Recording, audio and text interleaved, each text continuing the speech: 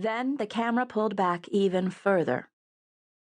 And we saw that in about half a mile the road would lead us onto a bridge. A bridge that would carry us over a river. A river so dark and wide and churning that it looked more like an ocean. Then our driver started swearing again. Will and I glanced up from my phone, and that was when we saw that the bridge we were bearing down on was under construction. And that halfway across the river, it simply stopped. The very last thing I remember is grabbing Will and wrapping my arms around him just as the limo slammed through a wooden barrier.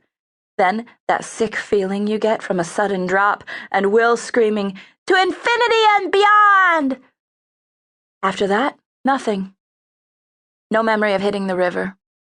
No memory of the icy black water filling my lungs.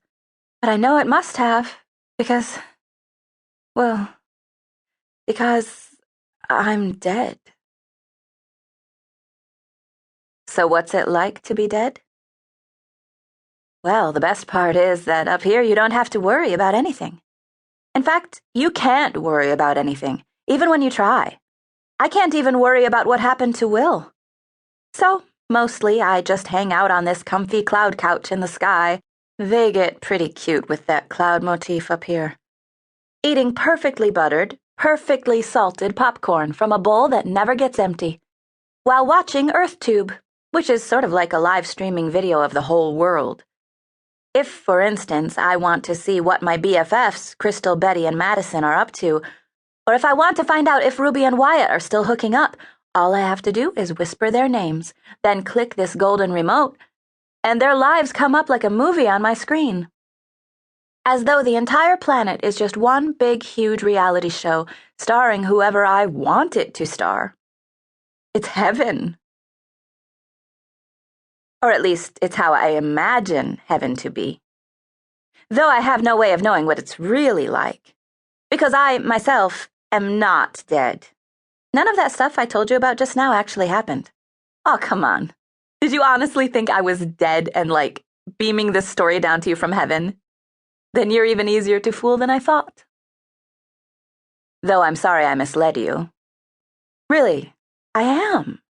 But once I get going, once I start reinventing reality and spinning it off in a whole new direction, it's damn near impossible for me to stop. Though the truth is, the real, honest-to-God truth about why I can't seem to keep myself from exaggerating is that my actual life sucks. Big time. Why does my life suck? Why does it suck? Well, because, I'm a vampire.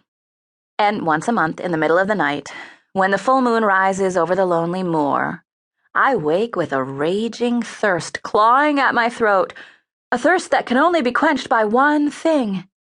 So I rise up from my coffin and lurch out into the night to buy some Dr. Pepper. Sorry, I couldn't resist.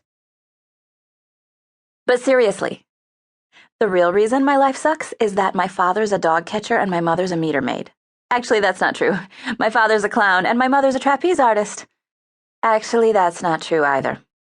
I don't have a clue who my father is, and my mother is a famous movie star. Actually, that is true, though I wouldn't blame you if you didn't believe me.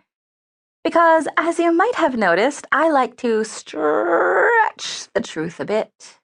I like to enhance, embroider, embellish.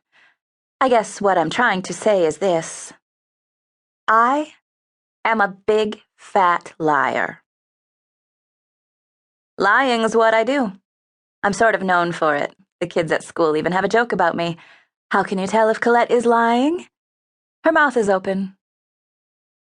In fact, I'm what your English teacher calls an unreliable narrator. And I'm what Crystal, Betty, and Madison call an unreliable friend.